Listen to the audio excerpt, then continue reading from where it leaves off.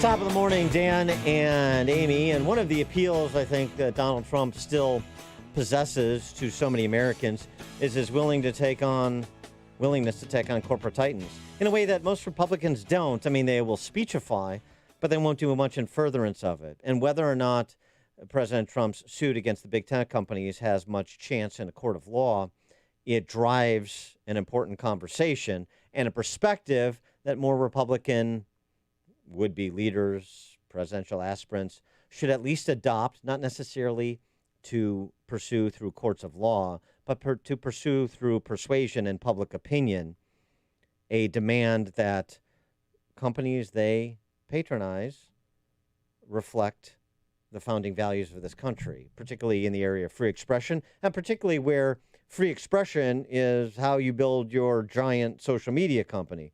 Here's Trump with Bill O'Reilly talking about his suit. Can you imagine they take the sitting president of the United States off, but they leave people from Iran that say death to Israel, death to America. And they're still on the social media. They don't get flagged. Not that I see. They don't get flagged.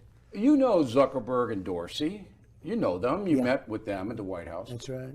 Why are they doing this to you? I guess they have different views. I guess they felt that the voice was very strong, that they don't want to have that point of view. I think that, look, what do we want? I want strong military. I want great education for our children. I want good housing at low prices. I want economic success. We want jobs. We want powerful everything. We want Space Force, which we need to protect ourselves. We fell so far behind, and now we're ahead. I rebuilt the entire military. I want the things that it's common sense. You know, somebody said conservative. They don't want that? I don't think so. I guess not. You think? For more on this, too, in the context of other corporate behavior, pleased to be joined by Joel Pollack, Breitbart Senior News Editor-at-Large, author of Neither Free Nor Fair, the 2020 presidential election. And we'll talk a little bit about critical race theory, too. Joel, thanks for joining us again. Appreciate it. Hey, Dan, it's great to be on the air with you. Hello to everyone in Chicago. So you heard what Trump said about big tech companies as the basis for this suit that he filed. And then this juxtaposed against what we see from companies like PricewaterhouseCoopers, Procter & Gamble, Airbnb, Coca-Cola. All of those companies threw a fit about the Georgia election reform law, and they're all sponsors of the 2022 Olympics in China. No problem there. Toyota, same deal. They're one of these corps that's not going to provide political donations to any Republican who questioned the 2020 election. So if you ran for office, I think your book would disqualify you for Toyota donations. When does the Republican Party take the posture of Trump and really take these corporations on straight away and also just announce to the world we're decoupling from them? We don't want their political donations. We don't care about their political donations or political support. They are with the censorious authoritarian left. They are not part of our governing coalition.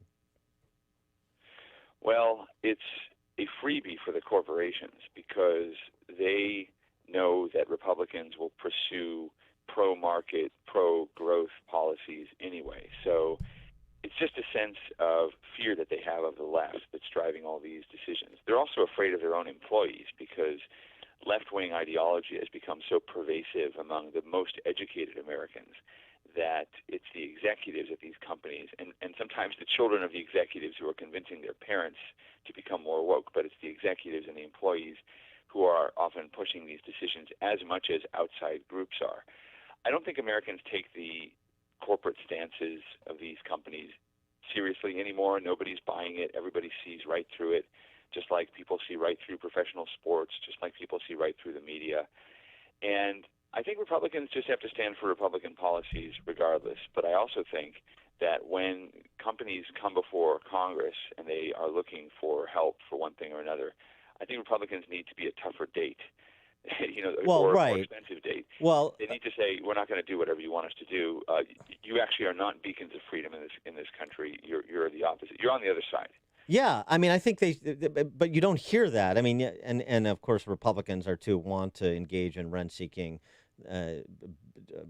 favors the same way the left is, which is sort of a larger problem. But calling out these corporations for their hypocrisy, letting them know, letting the public know, these are our political adversaries. This idea that Republican and big business, that is a fairy tale. That is not the way it is. And understand who big business is with, from Bezos on down through the Fortune 500. Right. Well, big business has always been able to cozy up to big government because big business has the resources to lobby big government to create the regulations that keep big business big and keep other competitors out of industries. That's not a new problem. That's been going on for decades. In fact, we studied it when I was in college and taking American government classes. They called it the Iron Triangle, where you have lobbyists, big corporations, and government. And the bigger government gets, the more opportunities there are for big business to control what big government does. That's why you saw under the Obama administration, especially Google, getting early drafts of policy that the administration was going to set on things like net neutrality. Today, Google and the other big tech giants have former employees as senior staffers in the White House. They essentially run the administration. So there's this cozy, really incestuous relationship between Silicon Valley and Washington. Well, the good news is, maybe bad news in some senses, but the good news is none of what they want to do actually works. A lot of the left-wing policies that these companies are pushing for various reasons, whether it's PR or activist pressure, they just don't work. I mean, net neutrality is an example. It worked for Google and a couple of other companies that were able to shape the regulations to their liking, but it didn't advance investment in broadband. Ironically, it restricted access to the internet. It was supposed to make access more widespread. When Trump removed net neutrality, you saw an increase in infrastructure investment in terms of broadband. You saw widening access to the internet. And the Trump policies, which are conservative policies, tend to work. The Biden policies tend not to work. And so what you're going to see increasingly as we go through the Biden years is that the reality and the rhetoric are going to diverge, that Biden will continue to say very left-wing things, but on the ground his policies will retain a lot of what Trump did because otherwise his policies will fail. And they are prepared to accept some amount of failure. They're prepared to accept a border that has no law enforcement. They're prepared to accept higher gas prices, which are paid by other people anyway. It's a regressive tax. Why do they care? But in some ways, they don't want to see negative economic growth. They don't want to see job losses. There are some things they know they'll be blamed for.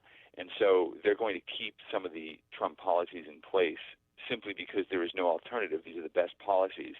And they know it, but they don't want to admit it. So you're going to see this divergence between what they say and what they actually do. I wanted to go back to critical race theory because the news founder of Breitbart, Andrew Breitbart, had linked President Barack Obama with the Harvard Law School professor Derek Bell, who is the founder of critical race theory. And so he seemed, this was 9 years ago before his untimely death, he was on to critical race theory. Right. And at that time, the media tried to shut down discussion of critical race theory with some success. I mean, the discussion faded until the last 12 months or so. Now people are aware of it because it's being forced down your throats in your workplace, at your kid's school. You're starting to see it come up in education and training materials. Critical race theory is the belief that our society is fundamentally racist, not just that there is racism or that we have a legacy of slavery to deal with. That's all reasonable analysis, criticism, you can debate it. But critical race theory says that the very institutions of our government, our economy, our society are necessarily racist because they were founded at a time when slavery existed, and the enduring racism within the system, not just the legacy of things that happened long ago and still have an effect today, but the fact that the system was built the way it is built means that racism is the explanation for all of our problems today. And they are forcing this into our children's minds. They're forcing it onto employee policies at work, and people are reacting against it. This was the theme of the George Floyd protests and riots last year, right? It wasn't just one police officer. It was the entire system of law enforcement. Well, the reality is that most black Americans actually want more law enforcement in their communities, not less. They do want perhaps better law enforcement or more sensitive law enforcement, but people don't want to defund the police. And yet that was the dominant position last summer and became the policy in many Democrat-run cities, Minneapolis, Los Angeles, Oakland. They're cutting funding from the police at a time of rising crime and, by the way, at a time when they're trying to increase gun control. So they're making their own citizens defenseless against crime. And it's all part of this theory that the police are inherently racist, that there's something inherently racist about law enforcement. And you hear these revisionist historical fantasy ideas from people who say, well, policing is a legacy of slavery because police were originally created to catch freed slaves or some garbage like that. But they argue things like that and say that it's inherent in the nature of policing to be racist. Right. Without looking at what the reality is. In fact, they detest the reality. They don't like the civil rights movement. They don't like equality before the law because to them it masks what they feel is the deeper inequality in the quote-unquote system. That's not the only iteration of intellectual arson being perpetrated by the neo-Marxists, because they have to have a cover story. They have to have a straw man to explain why there is opposition to that curriculum and to the the Right. academics behind it. And so this a good example of what they say is from David Atkins in Washington Monthly piece about the culture war. Conservatives have no plan to win it. They intend to rule anyway. He writes, they don't intend, conservatives, to win a majority of the votes of Americans today. They don't believe that a democracy that does not privilege socially conservative white evangelicals has a right to exist in America. They don't see this graph he referenced of where Gen Z is and Gen Alpha is in terms of affiliation. They don't see this graph, those demographics, as a persuasion challenge. They see it as a crisis in need of a theocratic totalitarian response. It's the same thing that Randy Weingarten said at AFT Confab, which is that the culture warriors are bringing this fight from the right, and they intend an authoritarian response because they're trying to squelch any teaching of America's history, warts and all. So there's the sort of the secondary position, the next level of the fraudulent argument to explain the fraudulent curriculum piece. And that needs to be addressed straight away by conservatives. That can't just be waved it's actually away. Quite simple. I mean, they are making a very complicated case, as you described, because they want to obscure the issue. It's actually very simple. And I'll give you an example from my own daughter's school. My daughter goes to public school here in Los Angeles. And she came home and was asking about the internment of Japanese Americans, which is one of the darkest moments in American history. And my wife was trying to understand my daughter's question and said, well, have you learned about the Second World War? And my daughter said, no. Oh. So what happened was they taught the kids about the Japanese internment during the Second World War, but they didn't teach them about the Second World War. Now, the Second World War doesn't justify the internment, but it does explain the internment. The kids had been taught that America interned the Japanese Americans because they look different, because Americans are inherently prejudiced, because racism is inherent to our system, and therefore they moved all these people to internment camps. But that's not why it happened. No. It happened because Japan bombed Pearl Harbor. Now, it was the wrong response, and it's one that continues to haunt us. But they're not teaching history. They're teaching all the worst moments in American history. They're not teaching the basics of American history. My kids haven't even learned about the founding in school. They've learned about it outside of school. But they haven't learned about what George Washington did. They haven't learned about the Constitution, maybe a few little snippets here and there. But we're not giving our American children the first draft of American history. We're jumping straight to all the problems, all the things you encounter, let's say, in high school. Well, or it fits the in college. narrative "Stop Asian Hate" right now, which is the Yeah. buzzword. Yeah, but Joel, what you're saying, the example you're giving, that those need to be stories too from from conservatives. It can't just be that what we, at least in the chattering class, all understand. It just boils everybody down to victim and oppressor. It's identitarian. It's this and that. You need to say what's happening and what's not happening. Those are shareable stories that need to be part of the conversation as well. Right. Critically, actually. Yeah. Look, and what they're saying is conservatives don't want children to be taught about racism and slavery. That's Right. the straw man. It's asinine. Yes, right. Which is crazy, of course. And in fact, it's conservatives who want to teach about the full history of these things. Let's talk about slavery for one moment. Frederick Douglass, the great abolitionist who was a former slave himself, once said that to slaves the 4th of July means nothing. He said it in 1852. Now, that passage is quoted every year by Black Lives Matter activists who say 4th of July means nothing to Americans. But they leave out the rest of his speech, where he goes on to say that the principles of the Declaration of Independence are the salvation of this nation, and that while the 4th of July doesn't mean anything today in 1852 to slaves, it can mean something in the future once the slaves are emancipated, because this country's principles are great and people should fight for them. That's the part the left leaves out. So we want people to learn about slavery. We also want them to learn that the solution to slavery was inherent in our founding documents, not foreign to our founding documents. We weren't based on racism. Our country's foundation is not race.